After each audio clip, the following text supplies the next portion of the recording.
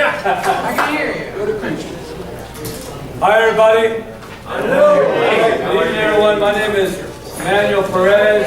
Some of you know me as Manny. I'm your supervisor for the 4th District here in Riverside County, and I'm just honored to have been appointed by Governor Brown. Tonight, though, we're honoring 3 Tuskegee Airmen, 3 pioneers of the United Farm Workers, Courageous Resistance, and as well honoring the memory of Larry Coburn and Charlie Liddicky. I'm not sure if I said that correctly, but know that obviously they're very important individuals. And so the Tuskegee Airmen were part of a truly heroic generation. They were a distinguished group that compiled an impressive combat record in North Africa and Europe during World War II. They provided courageous service to help defeat the forces of aggression and shattered racial stereotypes at a time when the nation's armed forces were segregated. Their contributions were recognized in 2007 when the Tuskegee Airmen were awarded the Congressional Gold Medal. The nation's highest. Veterans for Peace has helped advocate for veterans. And when I was serving in the legislature, they brought a great idea to me. That idea was to start a grant program to support outreach to assist older LGBTQ veterans in accessing their earned military benefits. And we actually passed the bill. It was AB 1565, and that happened in 2014. However, unfortunately, the governor vetoed that bill. Boo. And so that's something I think in the future you might want to reconsider. Yeah. Now, you also hold this fitting commemoration to advance peace, the International Day of Peace Awards ceremony. The International Day of Peace was established in 1981 by the United Nations General Assembly. In 2001, the General Assembly unanimously voted to designate the day as a period of non-violence and ceasefire. The United Nations invites all nations and people to commemorate Peace Day and honor a cessation of hostilities during the day. Events are being held around the world under the theme, Together for Peace, Respect, Safety, and Dignity for All. International Day of Peace is something our world needs.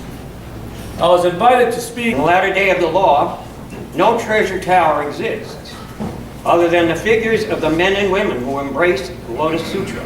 It follows, therefore, that whether eminent or humble, high or low, these who chant Nam-myoho Renge Kyo themselves are the treasure tower, and themselves the thus come one for world peace. Since the law is wonderful, the person is worthy of respect. Since the person is worthy of respect, the land is therefore sacred. So if you went to another country, you could just find friends of men. If anybody would like to pray with me, I'll chant 3 times. And those who would like to offer their own prayers in private, please do it while I read it. Thank you much.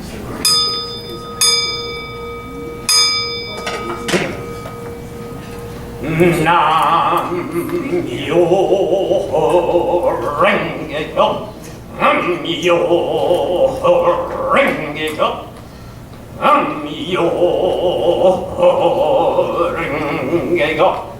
Let us remember the fallen soldiers, our ancestors and predecessors. Show gratitude and great appreciation for our life, for their sacrifice. Thank you. Nam-myoho Renge Kyo. Nam-myoho Renge Kyo. Nam-myoho Renge Kyo. It's all about life force.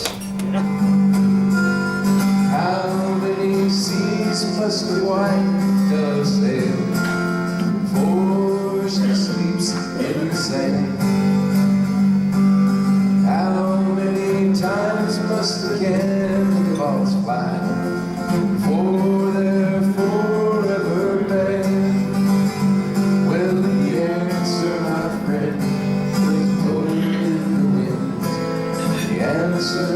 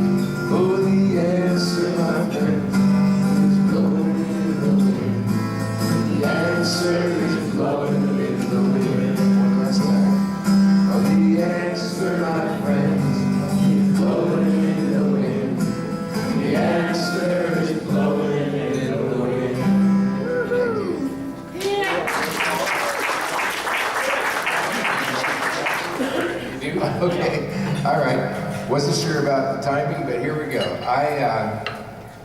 After Tom called me, and it's been so long since we connected, I've had the opportunity to come down here. I sat down a couple weeks ago and I wrote a song for this event. It's called The Winds of Peace.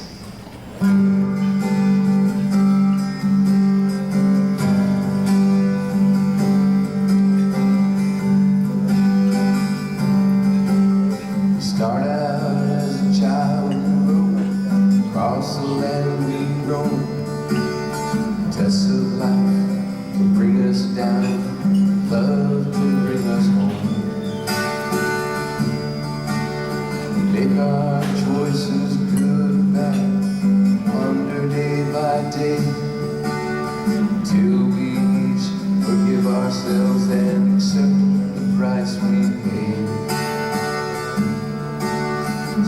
Taking every ways and means, hate and pain release. Accept and then forgive mankind. Share, share, share the winds of peace.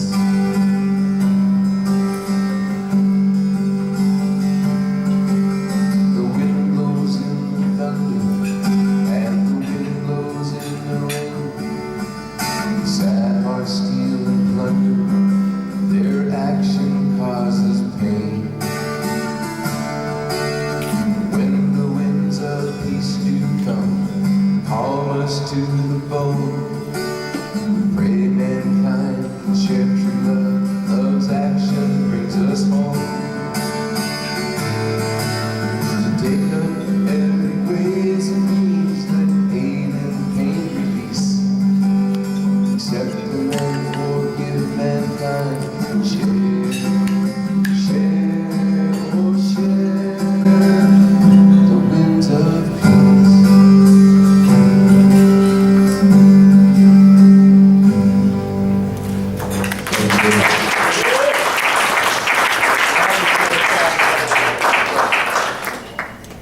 As Supervisor Perez said, my name is Tom Swan Hernandez. I'm the president of Veterans for Peace and the founder and commander of AIM Expo 66 here in Palm Springs. I'm legally blind. I hope you'll be patient with me. Today is International Day of Peace. This is our 12th annual Peace Day event. We have become a desert tradition. We hold the only Peace Day ceremony in the Inland Empire. Our co-sponsors tonight are Veterans for Peace, John Castro Chapter 19, Frank Bolden Post, AIM Expo 66, Occupy Coachella Valley, and Courageous Resistance of the Palm Springs and other desert cities. So we have a tremendous coalition sponsoring our program tonight.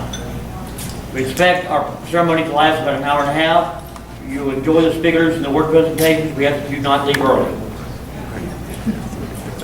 Tonight we are sad that Bud Johansson and Marianne Margoshian cannot be with us because they're ill, and we pray for their recovery. In 1981, the United Nations General Assembly, by unanimous vote, adopted Resolution 3667, establishing the International Day of Peace, which states in part to devote a specific time to commemorate the efforts of the United Nations and its member states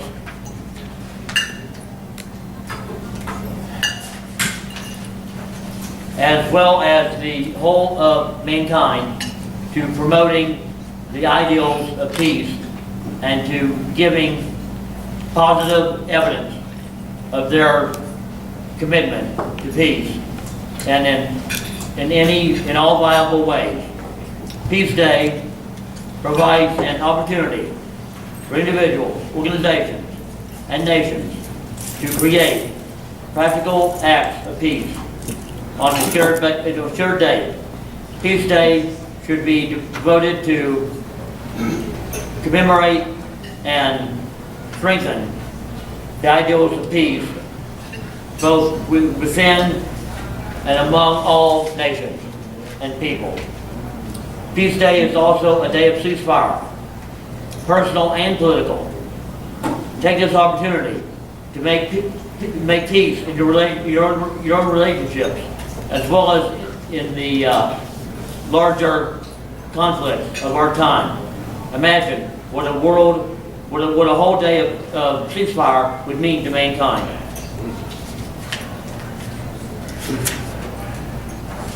The AMVET's preamble to their Constitution says, in part,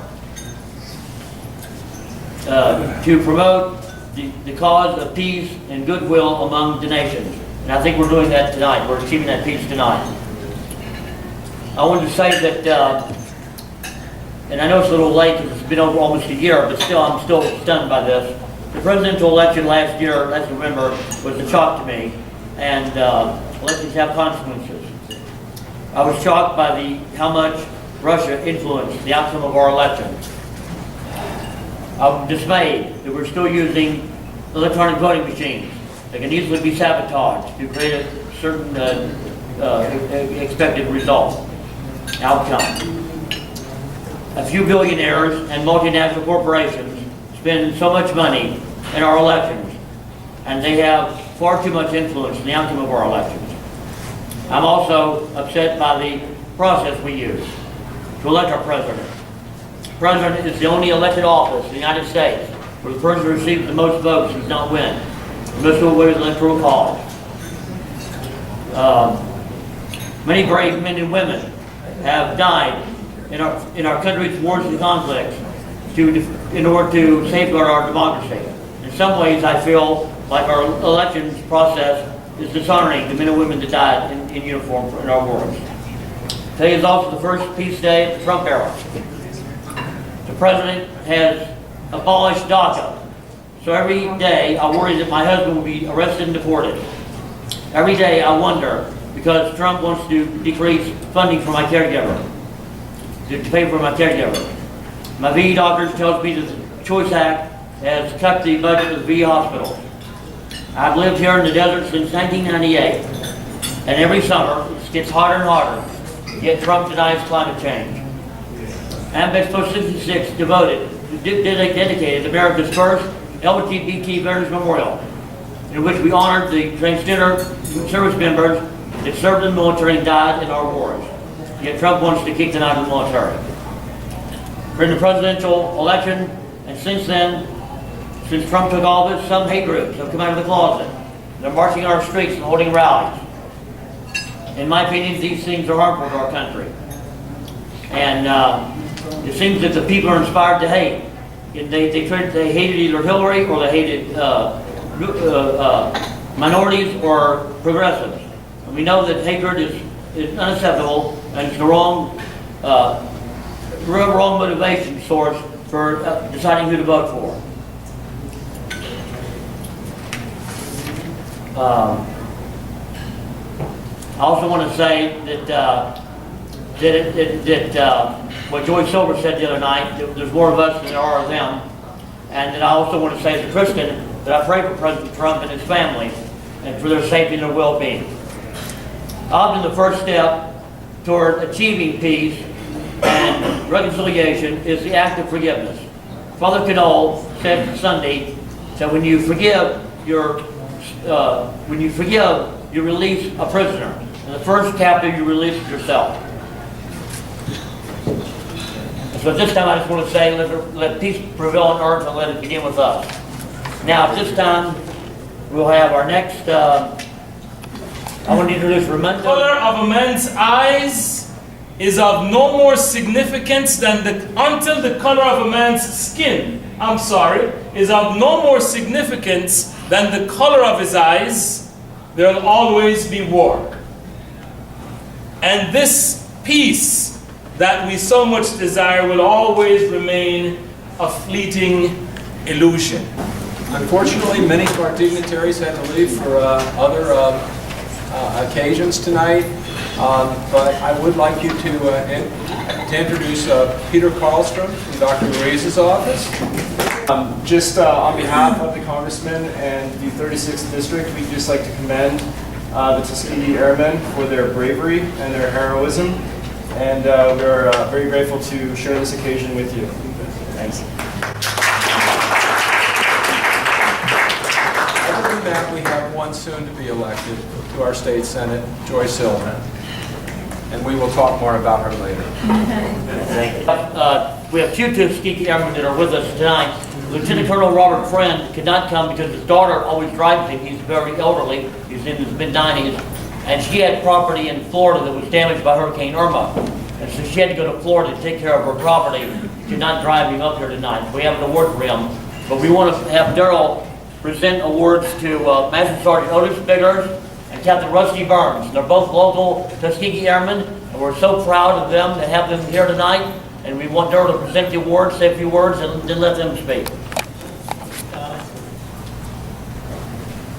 What a great honor given me by Veterans for Peace bestowing this special award to two members of the Tuskegee Airmen. As a World War II veteran, I'm especially honored to give the award to a fellow veteran of World War II, our captain, who will shortly be here. Looking at the calendar, I would not mention the fact that the captain and I are especially blessed to find ourselves still on planet Earth, both of us in our 90s. We're kind of walking history. I was not aware of the Tuskegee Aviators 70 years ago. I was a radio man in the United States Navy. But I became painfully aware that segregation was a basic policy in 1944-45 when my eyes opened as I awaited transfer from my receiving station in Newport News, noticing that the barracks next to mine was filled with young black sailors. All black, no whites. Curious, I asked my fellow shipmates, what's with our black shipmates assigned to separate quarters? And they answered, they are mess cooks, also waiting reassignment. Yes, a sad evidence of glaring segregation, a condition that my fellow white shipmates and I accepted back then without any challenge. Now remember, we were not that sophisticated to grasp the insanity of separation, and mess cooks, inferring that those black boys did not have the IQ to move into any other billets. It was this same shameful perspective that kept very qualified blacks from being pilots during the same war. It was only after the NCAA initiated a lawsuit against the Army Air Corps the Tuskegee unit was born, grudgingly from the upper brass. Even after Tuskegee was born, the black pilots were given outdated aircraft, finally updated by the generals of the day to the flashy P-51 Mustangs and the charismatic Red Tails who proved their mettle and then some. When the B-17 bomber crews were given the Red Tails as a fighter protection, these same bomber crews shouted with joy, knowing that they had the ultimate best protection with the Red Tails. All these heroics are detailed in a very powerful movie, Red Tails, produced in 2012. If you have not seen this movie, see it at Netflix. It will still make you proud of our brothers in arms, the Tuskegee Airmen. And knowing this history just punctuates the great honor it is to present these awards to the Captain and the Sergeant. Please. Captain Burns? Yes. Captain Rusty Burns. What an honor. Veterans for Peace, this is our award. For man best. Well, this is from, first of all, this is first from the state. Okay. Yes. In California. And it says that on behalf of the 56th California State Assembly District, I proudly recognize your tremendous service to the Tuskegee Airmen. I honor your ferocious sacrifice in defense of our country. This is from Assemblyman Edward Garcia. And then from AMVETS, this is International Day of Peace Awards, the Silver Helmet Award for heroic service presented to Captain Rusty Burns, Tuskegee Airmen. And this is the Frank Moulton chapter.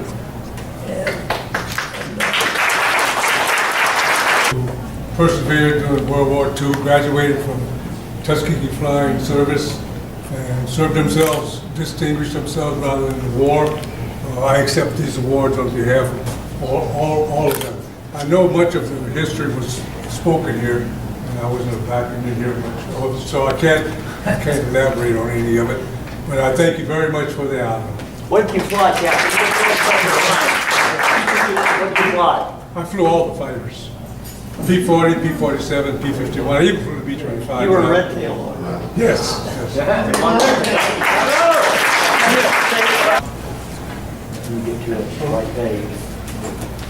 We have someone from the Vietnam Wall here tonight, is that right? Yes, sir. Would you like to come up and talk right now, please? Yes, sir. My name is Edward G. Johnson. I served in Vietnam. Sometimes it's hard to keep a straight face, but I do my best. I've helped bring the Vietnam Traveling Wall to Desert Hot Springs in 2011, and this time we brought it again in June of this year. I have an article here from the paper.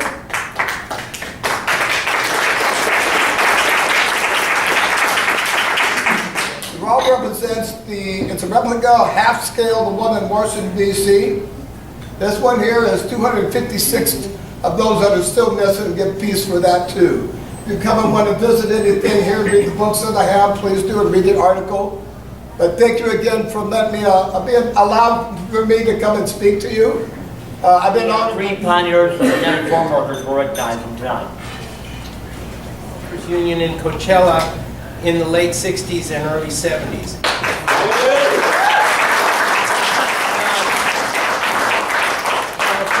If you want to talk about courage, try to imagine these ladies who were young women at the time.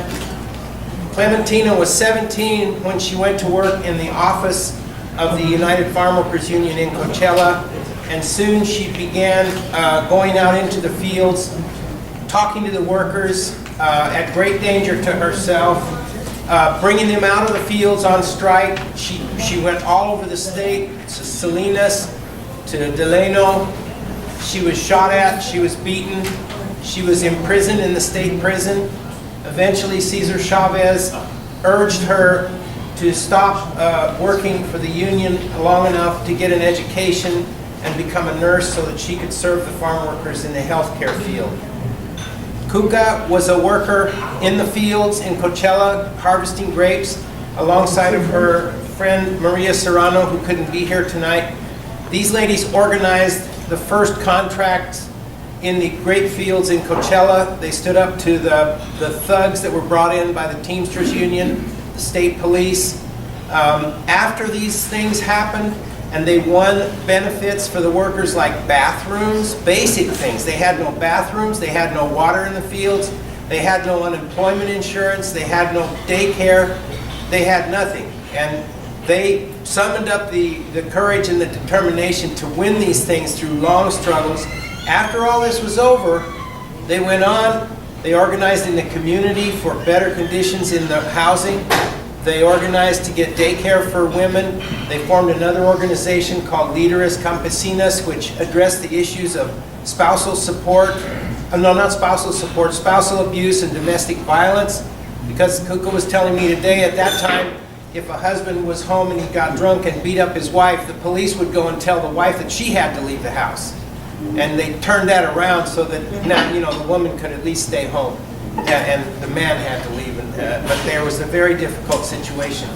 Cuca has been, and Clementina, both honored by the President Clinton at the White House. They traveled to China to an international conference for humanitarian issues. So these are some very great people up here, and we're very happy to honor them today. We're giving them a certificate from Veterans for Peace, honoring them as a pioneer and veteran of the United Farm Workers Union. I've been asked also by the elected officials to give them the awards. The representative from Dr. Ruiz's office had to leave, but he's giving, there's an award for each one of you from Dr. Raul Ruiz, the congressman.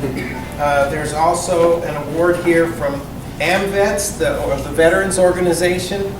And we have an award from the County Board of Supervisors, Manuel Perez.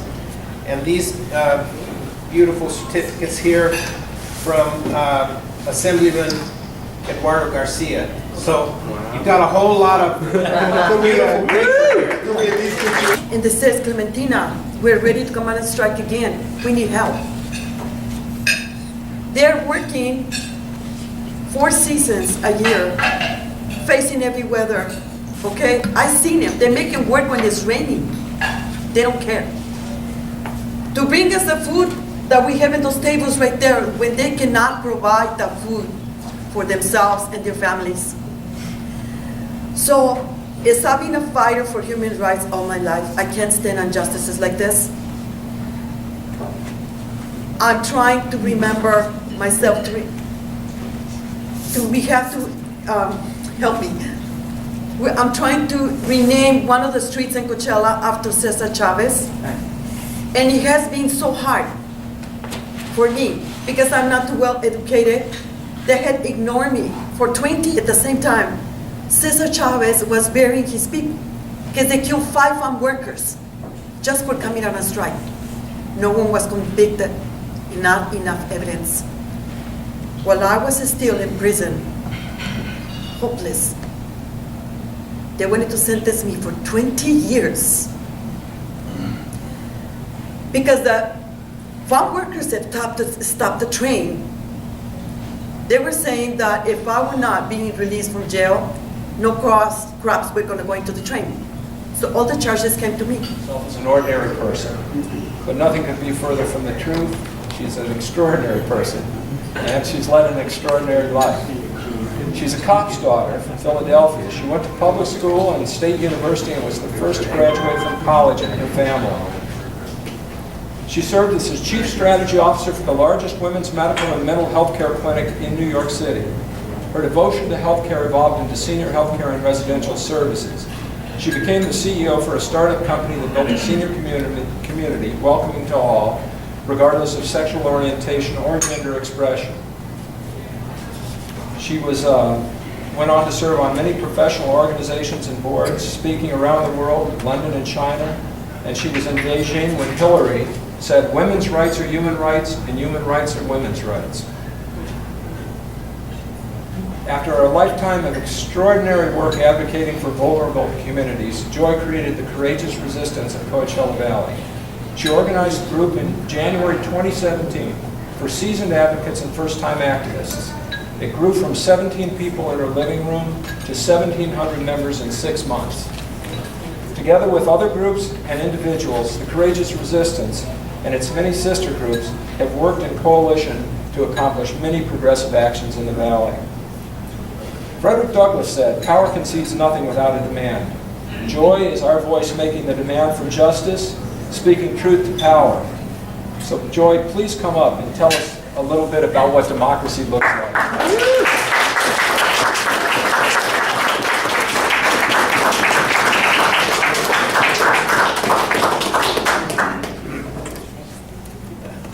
I got a bunch of awards for you.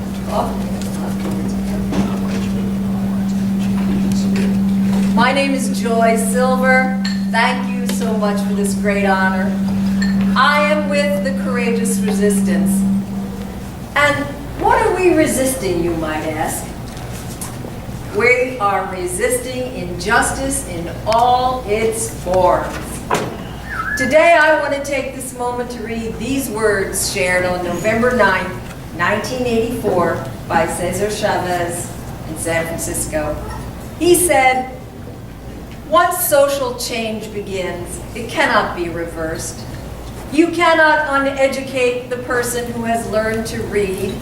You cannot humiliate the person who feels pride. You cannot oppress the people who are not afraid anymore." These great words inspire me to courageously stand up for my rights, for my dignity, and for the dignity and rights of others, and for peace, and for compassion, even in the face of great danger. When the night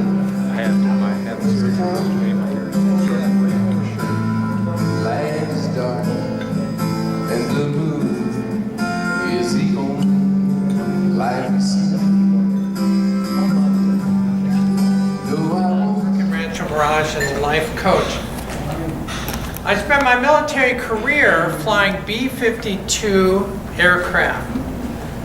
I was trusted at that time to carry a bomb bay filled with weapons that were thousands of times more powerful than the weapons we dropped on Hiroshima. I was also trusted by my crew to bring them back alive. Recently, President Trump tweeted that transgender members of the military were somehow now a burden to the military, mainly due to the increased health care costs. My advice to you is do not be fooled by this propaganda tactic. I feel a vast majority of the 99% of Americans who are not currently in the military or going to war would be more than happy to let a qualified transgender member of the military take their spot in that war. I would suggest that the military, if the military medical costs are such a huge priority to the military, then I'm going to support a rider to their congressional bill. It's going to be called the Laura Meeks Rider, and this is what the rider says. It says that the military will be banned from dispensing Viagra to other people, which now cost 5 times the cost of transgender military health care. I dare say that if you can attach that rider to the transgender ban, that the Congress... The best for last. Yeah, last but not least, right? Yes. This is something that Lorraine Salas wanted me to read for her. She couldn't be here tonight, and she asked me if I would do this, and I'm honored. And it is, good evening, everyone. Good evening. First of all, I hope we can take a moment to recognize and pray for the current victims of climate change in Puerto Rico, Florida, Texas, and in India, where so far 2,000 people have perished in the last month. So we have disaster after disaster, and hopefully everyone gets help. To continue, on this day every year, Carolyn Cross shares the connection between climate change and wars over resources. Thank you, Carolyn, for continuing the most important discussion of our lives. Please pray for Carolyn too. She's been very ill, and we hope that she improves. Further, I want to quote 2 paragraphs from a 2016 article titled "Military Experts Say Climate Change Poses Significant Risks," written in the Guardian newspaper. A coalition of 25 military and national security experts, including former advisors to Ronald Reagan and George W. Bush, has warned that climate change poses a significant risk to U.S. national security and international security that requires more attention from the U.S. federal government. Last year, the Department of Defense called climate change a threat multiplier, which could demand greater humanitarian or military intervention and lead to more severe storms that threaten cities and military bases, and heightened sea levels that could imperil island and coastal infrastructure. Sounds familiar? This may seem a very depressing and bleak prospect, but it's leaders like Naomi Klein that call all of us to take bold steps and make demands. I leave with a quote from a keynote address she made at the Othering and Belonging Conference. The climate justice fight here in the U.S. and around the world is not just a fight against the ecological crisis of all time. It is the fight for a new democracy, a new economy, a new energy system, a new relationship to the planet and to each other, for land, water, and food sovereignty, for indigenous rights, for human rights and dignity for all people. When climate justice wins, we win the world that we want.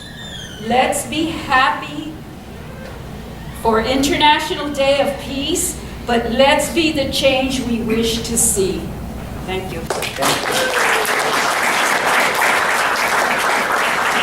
speak English and me.